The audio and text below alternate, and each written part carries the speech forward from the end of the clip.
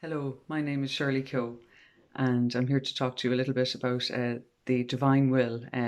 It's about Louisa Picaretta and the volumes that Jesus inspired her to write, 36 volumes about living in the divine will.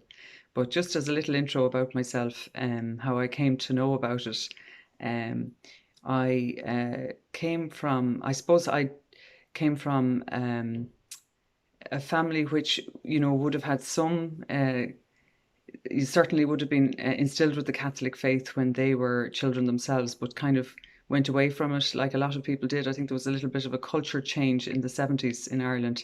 And anyway, unfortunately, my parents ended up splitting up and getting divorced. And I was also separated from my younger brother. He was 8 and I was 12 at the time during that process. Um, so I didn't realize it at the time, but that actually, left a deep-seated childhood wound there. That I actually managed very well throughout my life. In fact, became sort of in inverted commas successful in certain ways. I did well in quite well in school, and I did well in college, and I got a job as I was in business, and I got a job as a personnel manager in the end, and then luckily I met the right man. I was very lucky, thank God. Married Eamon, and we had a lovely family. And we were doing well, actually, business wise and everything for quite a number of years. And then there was the crash then in 2008, 2007, 2008, and we lost our business really. We were involved in building. That was all Eamon ever wanted to do when he was growing up, and he went to college and studied for that. And we had a good business going, and just the last investment, if you like, was went bad, and we lost all our livelihood really. And I had decided to stay at home and mind the children, so I had to retrain, and I retrained and became a primary school teacher.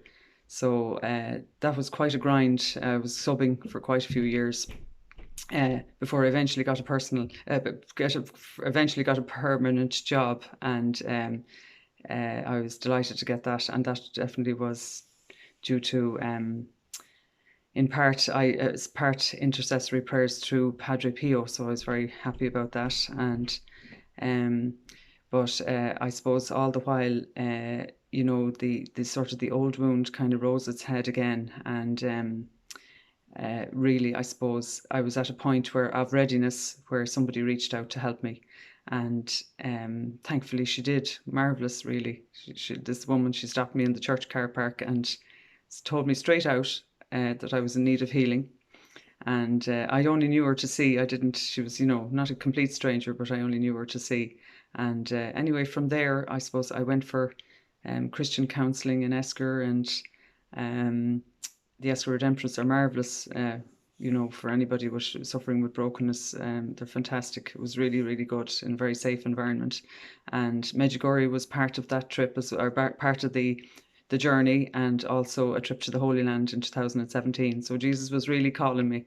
And the difference was, though, I suppose, when you're at a low ebb, you either sort of turn against God or you turn towards Him. And I really turned towards Him with all my heart, and I said yes to Jesus. So the journey I would never go back. Jesus himself, through various holy people, taught me about the various saints. I didn't know anything about them, being honest, and didn't only had a scant knowledge of Catholicism really. But I just embarked on a whole area of study, and studied all the saints from Saint Therese of Lisieux to Teresa of Calcutta. I read all about her, and Saint John Paul, and John Paul II, and Padre Pio. And all those saints were mentioned in Daniel O'Connor's book, The Crown and the Completion of All Sanctity. Actually, it's a PDF. I'll just show it to you here.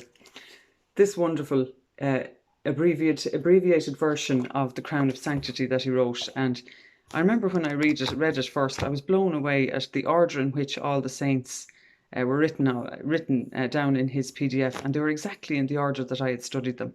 And I thought, well, now, if that isn't a good omen, I don't know what is. And it was all about the gift of living in the divine will. That's what the crown and completion of all sanctity is about.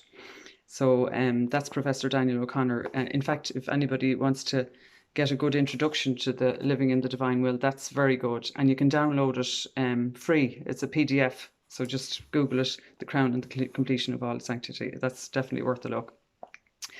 So anyway, Jesus had more work for me to do. He didn't leave me just there. He inspired me to write a diary of my experiences. So this culminated in a book I wrote myself and I published last year on Amazon, and it's called Jesus the Healer by Shirley Keogh. So that was another thing, I suppose, that and I felt on fire to actually write this. I mean, it's not something I would naturally want to do. I never wrote anything before, but I felt very called to do this, and you know, it was well received, and I was very pleased that I had done it. And please God, it'll help a few more souls that have come from the background that I've come from as well.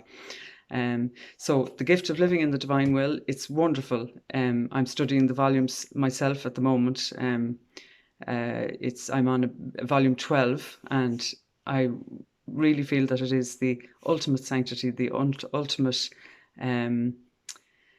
desire to be close to God, really. And it's ordinary people like myself, you know, can do that, and you feel that your families are very much protected as well. That's one thing I've noticed, and I can see God's work in my life every day, and the divine will every day. The thing is to just try and stay within God's will as much as you possibly can, and there are lots of prayers, of course, to do that. So anyway, that's my little bit on living in the divine will and my testimony, and I hope I made it fairly clear. And God bless everyone, and I hope you study it and you look into it. Thank you very much for listening.